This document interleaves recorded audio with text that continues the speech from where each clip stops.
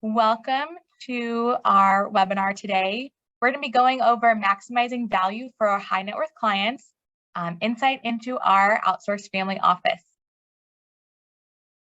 Now, some quick webinar tips. If you have a question, you can click on the Q&A button, or you can click on the chat button. Either way, you can get access to our speakers. And if you're having trouble hearing us today, you probably can't hear me right now, but you can follow the directions on the screen and you can get your speakers to work. And you can message us on the side if you have any issues. We will be sending out a recording of this webinar. So if you missed something or need to step away for a moment, we are recording and you will get those slides afterwards. With that, I'm going to turn it over to our presenters today, John and Gail. Thank you, Katie. Welcome, everyone. Thank you for joining us. Before we get in agenda, just quickly, I'm out of our Dallas office at Armanino. I'm a tax partner, happen to lead our private client advisors practice, which is our high net worth tax practice, which works hand in hand with our family office, very similar clientele. And I have the pleasure of working with Gail as well in Dallas. Gail? Hi, everybody. I'm Gail Pizak, and I'm a partner in our family office practice.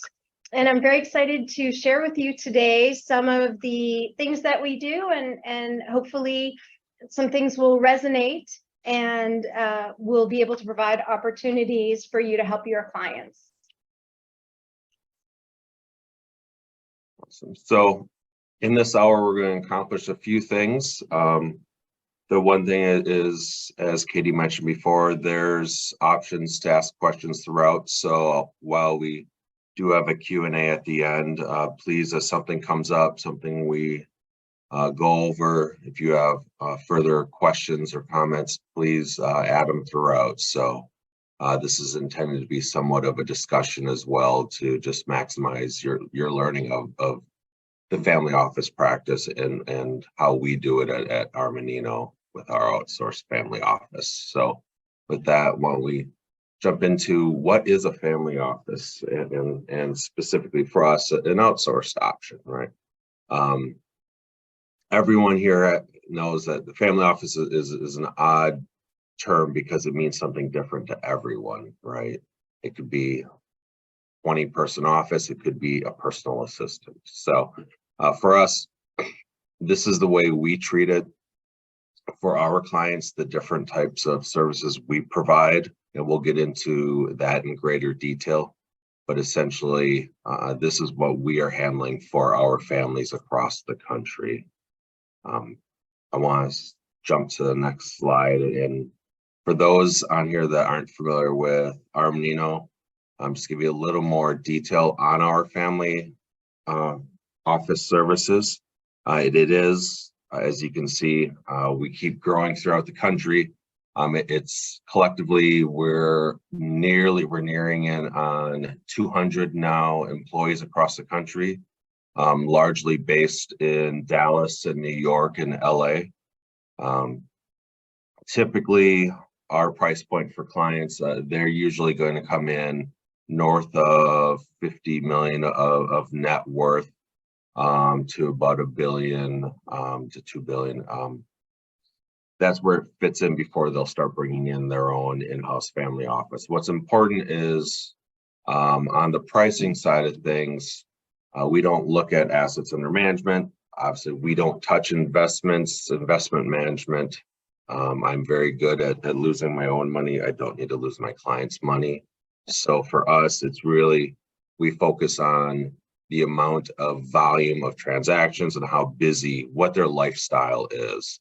So our pricing is based on how many households they have, any other smaller businesses and such. And for that, we work with our wonderful investment advisors across the firm. Our teams are typically anywhere from 3 to 6 people. For those that are quite busy, it could be double that. But that's our typical. And then throughout the country, Gail and I make up 2 of the 15 partners that oversee. For Armanino, it's important. This is a differentiating factor. Is this is not an add-on service for stickiness. This is truly a practice that we want to. This is a profit center for us, right? We want to be able to serve clients and leverage software and have the proper expertise. So it's a whole separate department inside of Armanino in addition to tax and consulting and audit. So with that, why don't we jump over? Gail is going to give a little more detail on how we handle the services to clients. Okay, thanks, John. Okay, I'd like to reiterate and encourage everyone to ask questions as we go through this. I find that back and forth is much more interesting than just looking at a bunch of slides. So before we even start with the slide, I want to just talk about a little bit what it is that we do and what it is that we can do for you. For those of you that have high net worth and ultra high net worth clients, I would imagine, and maybe I'll even ask you to raise your hand, if your clients are coming to you and asking you for help in areas that are not necessarily your highest and best use. If you're an investment manager, do you have clients that, you know, come to you and say, hey, can you help me pay my bills? Or, hey, can you help me buy a house? Or anything that's sort of outside of your true sweet spot, if you will. Raise your hand if you have anybody that comes to you for those types of things. Okay, so I see one person. So we recognized that as investment managers and professionals, some of you might be attorneys, you are often asked to provide ancillary services to your clients. And because of the nature of your relationships, you're going to want to do that. But again, it's not necessarily your area of expertise, or perhaps it's not a like John said, a profit center for you. So this is what we do all day and every day. We do everything but the investment management. So what that looks like is at the very base level, we are handling our clients' mail and bill pay and day-to-day bookkeeping. And that actually is something that many of our clients want. They are busy traveling and they don't want to have to worry about whether or not their utility bill gets paid. So that is the basis of our services, is the day-to-day bookkeeping. We actually handle the transactions on a daily basis. We are monitoring and recording every transaction, the credit card feeds, the bill pay. We're opening the mail every day. And from that naturally comes an offshoot into greater assistance for our clients. So if we see that they're traveling and there is a very large purchase from an art gallery in Paris, we're immediately going to understand that most likely that item that was purchased is going to need to be insured. So we're going to reach out and say, hey, what is it? We'll connect with the art gallery and we'll make sure it gets added to the schedule. So because we're handling the day-to-day transactions, we can be very effective in preventing fraud, making sure that there's accuracy in the books, and also providing that the financial statement. Okay, a lot of our clients are interested in a financial statement only to understand what their spend is. Very few of our clients are interested in budgeting. Of course, we can do that, but they are interested in seeing where they spend their money. Even if they're extremely high net worth, it's always interesting to see where your dollars are going. And so we do like to provide that information on a monthly basis.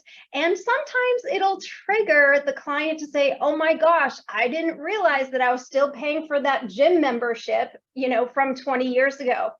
Until they get that information, the money's kind of going into a little bit of a black hole. So by giving them this transparency, it actually is quite empowering. And we find that clients have come to us after the fact and been like, I have never actually seen this, or I didn't realize my teenage daughter, who I gave the credit card to, is spending so much. So that information is very empowering. So in our books, how we work with our investment managers is we keep full balance sheet, but we don't track performance. We don't track cost basis. That's what you do. What we do is in our balance sheet is we just put the fair market value on a monthly basis, along with the associated income and expenses associated with the investments. But that allows us to have once a month a proper balance sheet. So if the client needs it for any particular reason, let's say estate planning, we have the financials at the ready to provide to all of the associated professionals that might need that information. I don't know if there are any estate planning attorneys on this call, but I would imagine that, you know, when clients come to you, they don't necessarily have a full financial package available. And if you had that, it would make your job a lot easier. So what we're looking at here is kind of what you can expect when you work with our family office. We have the daily transactions, we've got the financial reporting on a monthly basis, and then we've got quarterly meetings, and then annual meetings, what we sort of call our summit meeting. We like to consider ourselves to be the quarterback, if you will, of the all of the advisors. Because we are very close with our clients and we're in constant contact, we can be the communicator out to the other advisors. So for investment managers, we might be a little bit ahead of the curve and we might be privy to what the cash runway needs are going to be. And we can communicate that to you. Or if there's any significant change in the client's lives or lifestyles. And same thing with attorneys. If a client is hiring a new household staff member, we can coordinate with the appropriate attorney to make sure that we are getting the proper documentation and the, you know, the contract, the employment contract and the confidentiality agreement signed. So we do sort of feel like we're sitting, you know, as that communicator right in the center of everybody that surrounds that client. So annually, at least annually, we like to have a summit meeting where everybody comes together and we help you do your job in the planning, and then we can be responsive to any changes in the plans. Gail, Yes. We have a question I'm going to send to you. So if our clients need household assistants, caregivers, and such, can we set up household employees on payroll, right? Help with the taxes? Perfect. Yes. I have a story to tell. So I have a client that has recently had a liquidity event, and he and his family were very, very lucky to have a major change in their lifestyles, and they have their lovely 3,500 square foot sort of upper middle class home that they raised the children in, and they spent the past few years building the dream home, the 13,000 square foot show home. And as they're preparing to move in, I've been asking, you know, who's going to be taking care of this home? And my client has said, well, can't I just take my housekeeper that comes once a week and have her come to the new property? And over the past few months, there's been an education process about what it takes to manage an estate. And it does, in fact, take people. So we have, we've chaired the search, and we've hired the estate manager, and we're hiring the gardener and the housekeeper and the porter. And along with that, we have created the employment entity, right? We have opened it up. We have helped with the develop the policies and procedures and the handbook. We've made sure that the proper insurance is in place, and we've made sure that all the legal documents for the hiring of those employees is in place, and then we process payroll. And then we can be that outsourced HR department. If there's any sort of workers' comp claim, we can handle all of that administration. So I am turning over a turnkey new entity to my client with all of his employees, and we're making sure that they are in compliance. Did that answer your question? Okay. All right, great. How about if we go to the next slide? Okay, so let's talk about how we meet with potential clients. I'm going to touch on pricing a little bit, and then what a potential client can expect. So when we are introduced to somebody that has a need, and usually it's somebody that you know, one of your clients that has said, oh my gosh, I need help. I'm too busy. I don't want to handle the day-to-day finances. We like to have at least two conversations with them. The first conversation is for us to understand who they are and what they're looking for, right? We go into our approach as, what are your pain points? Where can we help? And over the two conversations, sometimes three, we really try to understand specifically what it is that they're looking for. Every client is different. I have a client, worth more than $500 million, and he has everything in bonds, has no kids. He's got a simple lifestyle. And he's like, all I need you to do is pay the bills. I don't really need any reporting. I just want to be able to travel and not worry. So he's sort of at what, that introductory level or that baseline level. But then I have a client who has $50 million and wants to live the rock star lifestyle and is calling us for, hey, I want to charter the private jet to go pick up my wine in Napa Valley and bring along 5 friends. So again, it's not based on AUM. Our services are based on what the client wants and what the client needs. So we like to really get to know them to understand that before we put together our pricing proposal.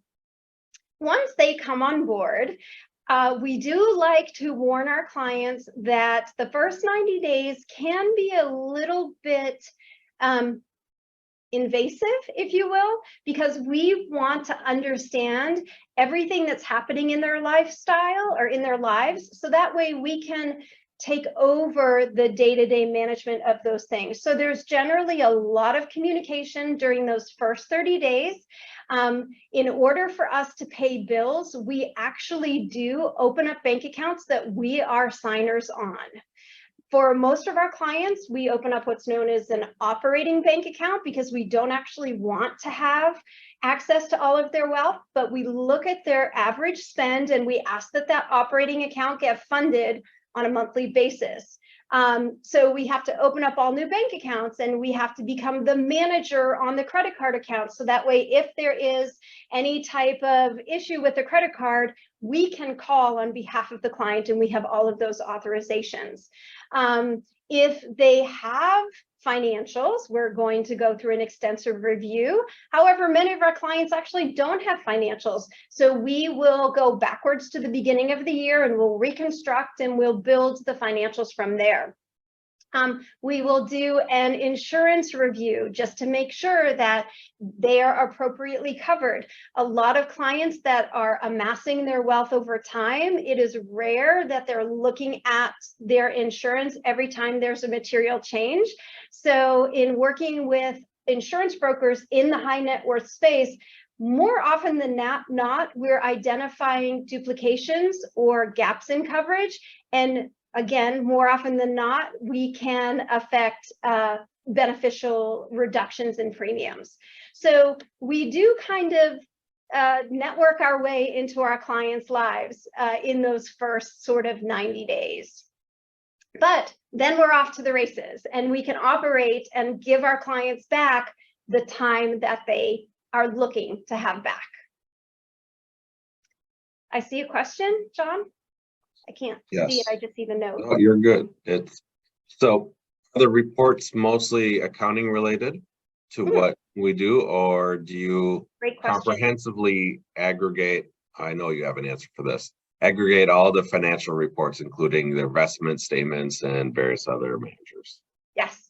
So the short answer is we can produce any type of report that the client wants. So most often our clients are not interested in full financials on a monthly basis, but they want to see cash in and cash out. So many of our clients like to see on a weekly basis, here's your bank balance, here's all the bills that we paid, here's the money that's come in, and here's your ending balance. And yes, we can aggregate, if a client has multiple entities, we can aggregate it to a consolidated financial statement, which does include the market values of all of their investments, no matter whether they are traditional investments or private investments and partnerships. So short answer is yes. Were there any other questions? Okay. Nope. All right, let's move on to the next slide. Okay, let's circle around and talk about how this is going to benefit you and your clients. So let's start by talking about you, right? Number one, we are going to relieve you of the stress or the time commitment of helping your clients in areas that, again, is not your highest and best use. We're going to partner with you. And how we partner with you is based on how the client wants us to partner with you. If you're their investment manager and you're their go-to guy or go-to gal, and that's who they want to be in the quarterback position, that is fine. We can be your back office. So we do have some clients that we just work with their, personal CFO, and we actually don't have a lot of interaction with the clients themselves. But if you have a client that you want to partner with us and allow us to do the day-to-day and loop you in periodically as needed, we can also operate that way. So it's giving you back your time, and it's also giving you a solution for your clients' needs. Most of the family offices in the Dallas area, they focus on investments. So I can imagine it may be difficult for you to recommend a family office because that family office is going to want to handle the investments. We don't do that. That is not what we do. We are here to be a partner for you. John mentioned that we have about 150 staff members. This is what we do. We have 100 clients. And we leverage that deep bench of knowledge, and we leverage our experience. Example, I have a client that has an estate in Santa Barbara, and then I have another client that decided to buy an estate just down the road. The two clients don't know each other, but you know what? I know exactly what's happening in that neighborhood. I know which designers, to use, and which utilities and which gardeners, and I also understand the dynamics of insuring a property in that area. So that is a way that, because our clients have similar profiles, if we've seen it, we've done it, we have that institutional knowledge to help our clients. We are also dialed into the service providers that serve this arena.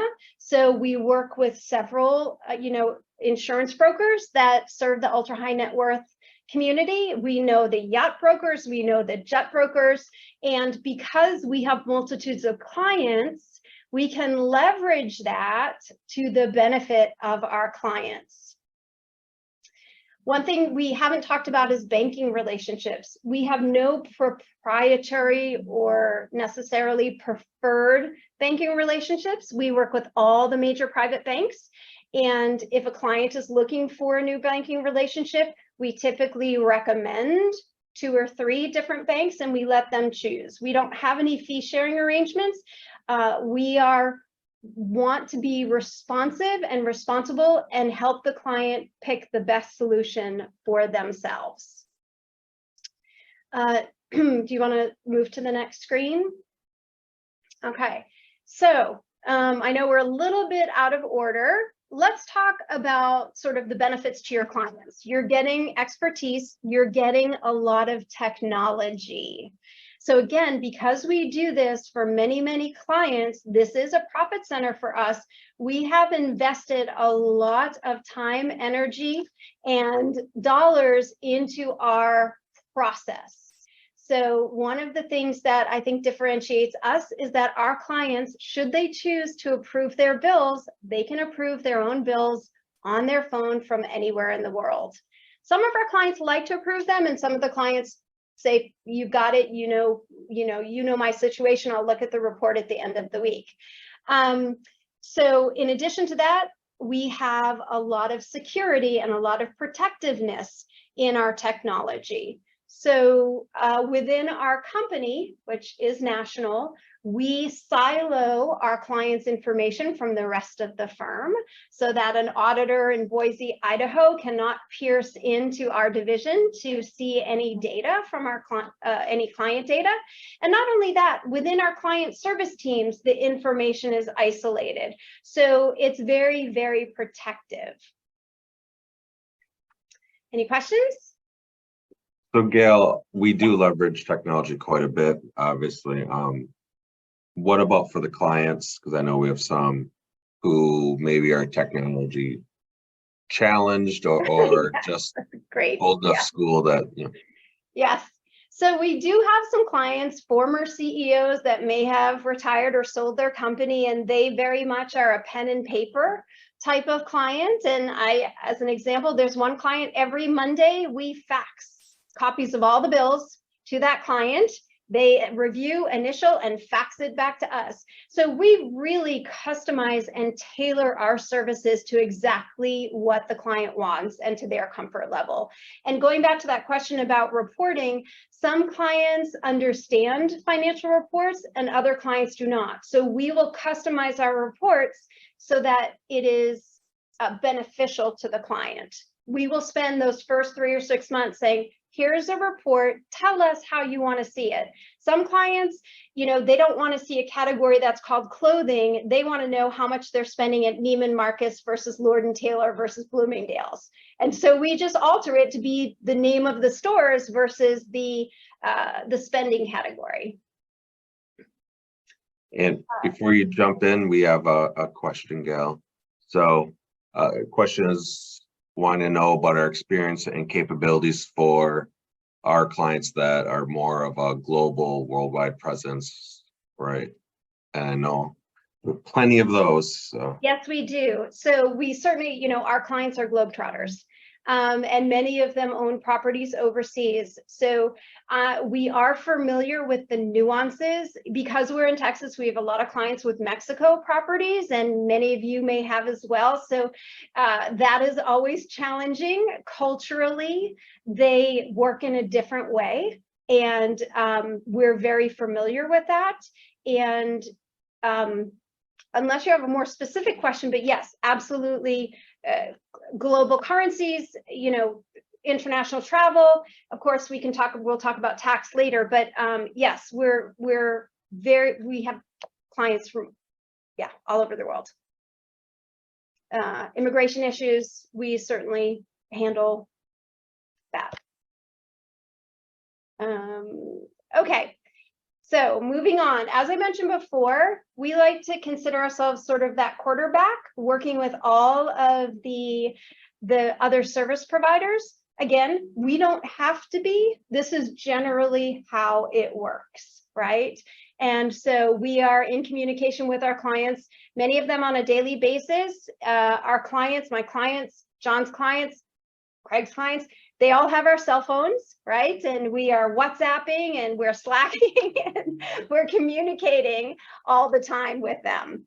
And so we are available at a moment's notice to handle whatever it may be. And that's really where we can provide that benefit, because we're getting that text at 7 o'clock in the evening that says, hey, I found a house, I want to buy it tomorrow.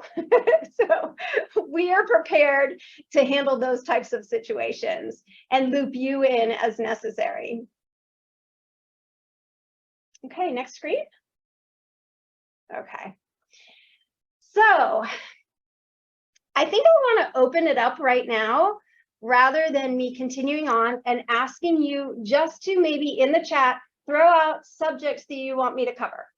Anything, just anything that I've missed, throw it out there. I'm going to make you guys interact with me. Anything? I think one thing that we didn't have in here is healthcare is a big issue for a lot of our clients, and if you want to touch a little bit on how we've come in and provided resources through the family office on that sense. Thank you, John. I think that's great. So as many of our clients were former business owners, and they're of a generation that may be, transitioning to retirement, Medicare, Medicaid, we actually have an internal team that specializes in just that. If any of you have gone through it yourselves or with your clients, it is a quagmire, and we can provide guidance and options and help our clients understand to make informed decisions. In addition to that, we also have another team that we call Armanino Cares. And Armanino Cares is a team dedicated to our clients' perhaps elderly parents or elderly relatives. These team members are trained to work with people who perhaps may be slowing down in their cognitive abilities. And we find that our current clients are looking for that comfort level in knowing their parents or family members' finances are being looked after and being protected for potential fraud, all the while giving that family member their independence. So it is something that we are focused on as well, because there is a need. And we certainly, as far as health insurance is concerned, we can process insurance claims on behalf of our clients. So yes, we do that. If there is a client that is looking for care for themselves or a loved one, we are dialed in to the service providers that provide supportive services to high net worth clients. So we can make those introductions. We can even pre-screen potential employees if the clients or potential caregivers, if the clients want us to take that first level of pre-screening, we can do that. Thank you, Gail. Can you touch base a little more on a subject that is never, when we can't convince someone to use NetJets and we get into aircraft leasing and such, unfortunately, they really need to have their plane, how can we come in and Yes, and I have received those phone calls, on a Monday morning where a client says, I just saw this jet, I think it's a good deal, I want to buy it, and oh, by the way, it's only available for the next 48 hours. So again, we bring in our partners that work in this space, and we certainly can quarterback the entire process, from lending, borrowing, to the actual moving of the aircraft and all of the appropriate inspections. And we can run all the modeling that is necessary. So recently I did have a client that was looking at NetJets versus 2 other new upstarts in the marketplace. And I myself got on the phone with the leaders of all 3 companies, and we provided a bullet point comparative analysis for our clients so that they could make an informed decision, including, all of the tax implications of how they structured it.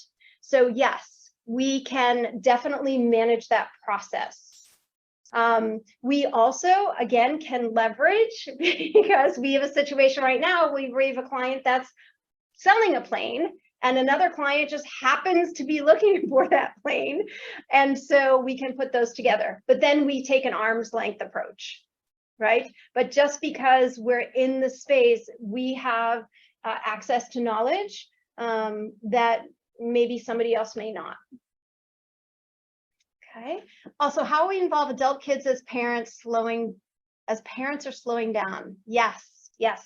So again, and we see this not only with the senior generation, but the generation coming below. A lot of times having us in place can provide a little bit of relaxation of the psychology or the psychological challenges between generations. Very often I have, the parents that are sending their kids off to school, and they want oversight, but they want that young adult to have their independence. So we set up sort of checks and balances and gates. And so because I'm seeing that information, there's only going to be a threshold where I may alert parent that something may be happening. And that also gives the younger person a professional to reach out to if there's any questions. It's not mom and dad making recommendations, but it's someone who's a trusted advisor. You may actually find yourselves in those types of situations. And it works with the parents as well, where they're independent, but there can be key triggers where we can loop in the other family members if there is a concern. All of this, of course, gets blessed by all generations, and we haven't really seen that to be an issue. Okay. Any other questions? All right, let's move on to the next slide, which I'm not sure what it is. Okay, so John, do you want to speak about these items? Sure. Yeah. And Gail touched on a couple of these. Again, part of, and I want to reiterate, for our clients, obviously, liability and privacy are what drives our service, right? Ideally, we're doing what we can to scrub the client off the public map. So obviously that starts with LLCs and privacy trusts for ownerships. We don't have to serve as trustees for those purposes or the managing member of the LLC. That's typically something that we want to tackle early on, just to start getting the course of it, changing a mindset to not everything needs to have their name on it. It's probably safer not to. And then you get to have fun, exciting names, kind of like naming beers and naming lipsticks. That's kind of my goal job eventually in life. So we talked about mail processing, but what we do is for privacy purposes, we set up a separate PO box for our clients, move it off. So again, trying to pull their actual address away from anyone other than family, loved ones. So and the PO box is the client's actual PO box. So good or bad, we make it very easy for a client to leave us and have all of their data instantaneously. But again, it's a step to, one, remove some time and pain of all the mail and bills, and also just to get their address away from public eyes. As Gail mentioned, we're segregating our data. So in the family office space, we have a whole separate server. It's pretty amazing. If a client is not my own client, even as a partner, I do not have the ability to dive in and look at theirs. So, which is probably best for everyone involved there. But again, at the core, we're trying to figure out and what's the best way to structure transactions for privacy purposes for them and their families. So just want to cover a few of those. The last one is, internally as well, we use password generators. I think, it's common sense, everyone should be doing that. But God forbid we have a disgruntled employee at some point in time, knock on wood, it hasn't happened, but as soon as they leave Armanino, we cut off Armanino access. They don't walk away with any personal information or passwords. Clients have peace of mind that no one's going to be able to access any of their accounts, won't have particularly any of their passwords or IDs going forward. So just trying to do extra, what is that called? Belts and suspenders on keeping their safety and their privacy. So we'll jump to the next slide. Yep. Oh, yep. May I just step in, John? I'd like to talk a little bit about tax. So as you know, Armanino is a CPA firm, and I want to talk about how we work with the tax team. So our family office clients are our family office clients, and we work with a separate tax team and we, meaning our family office client service team, becomes the client of the tax team.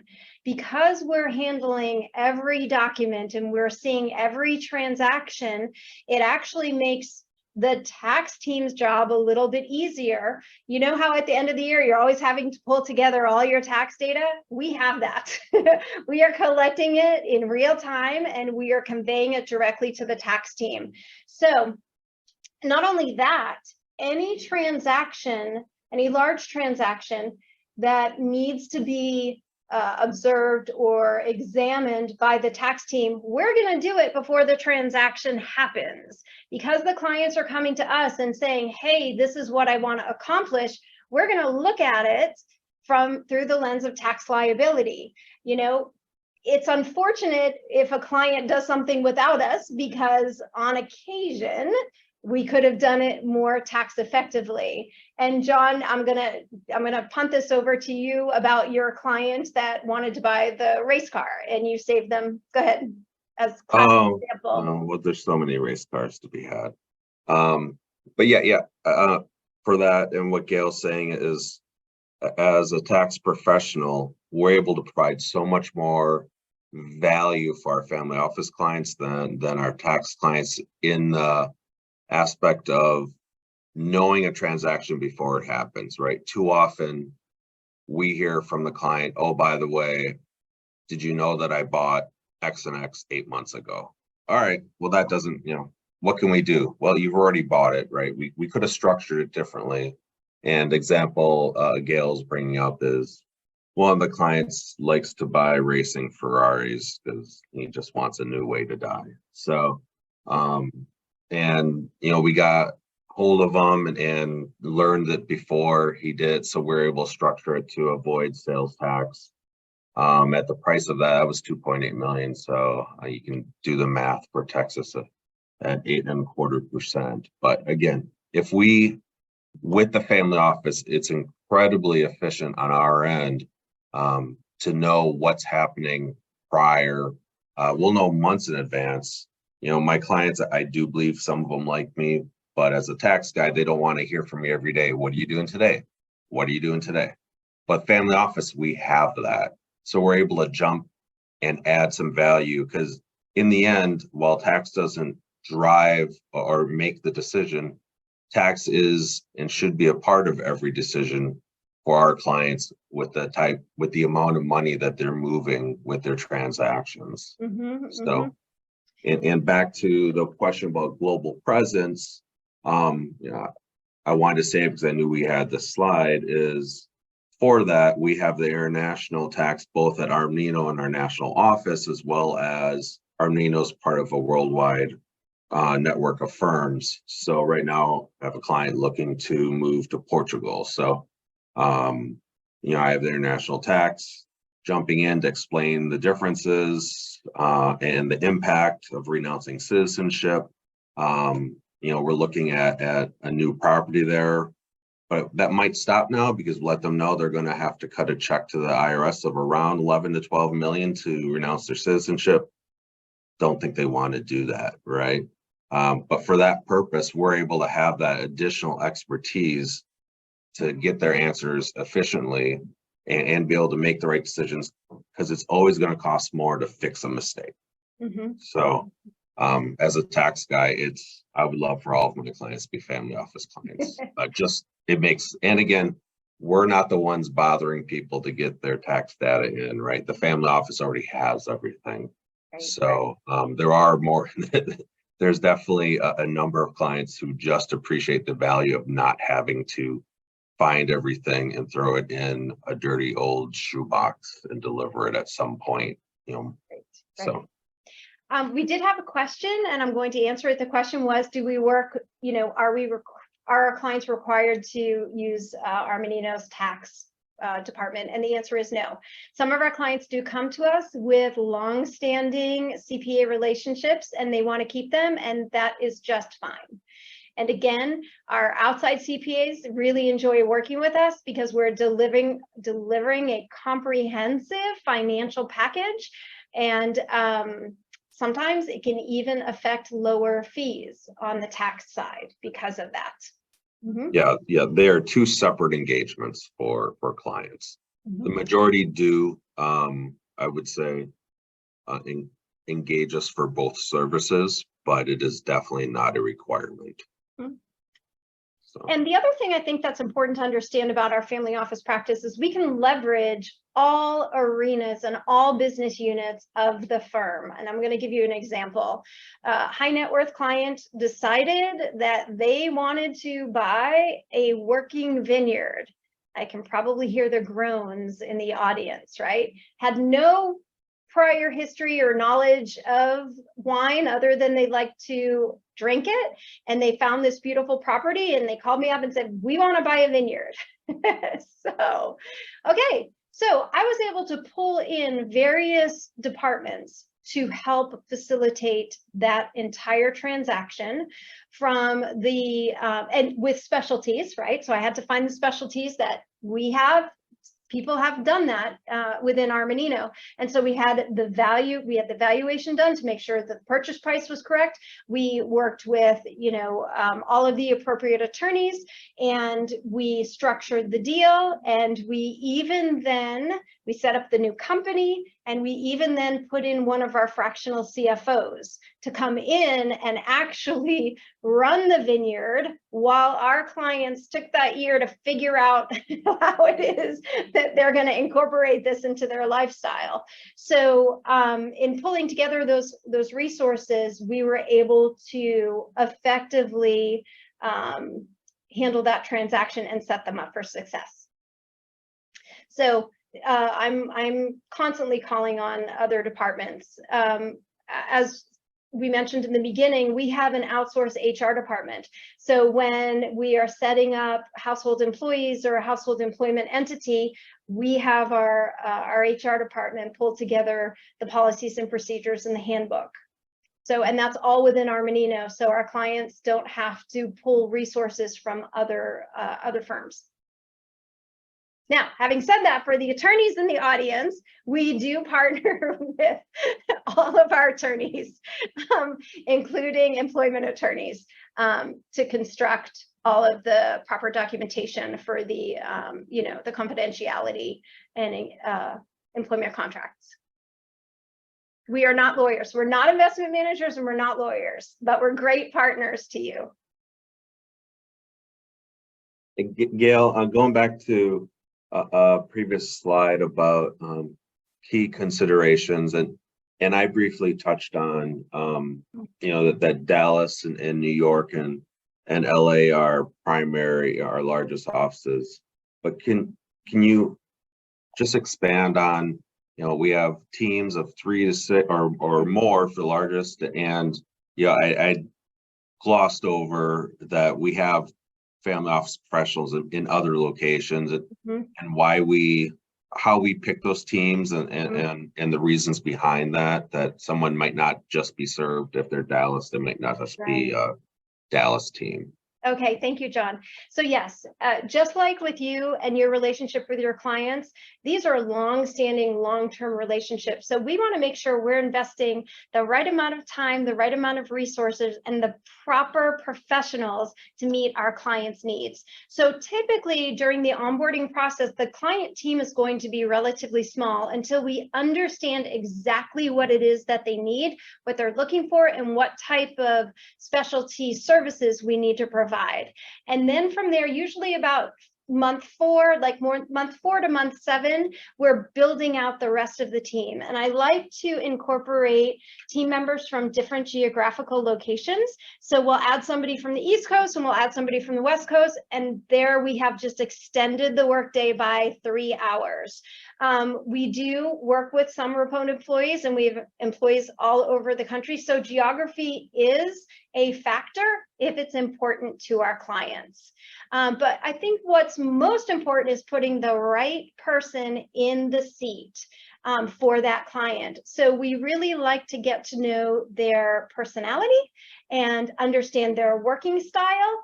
And we work very hard to put the right team in place, much like what you do. Okay. Thank you, Gail. Are there any other questions?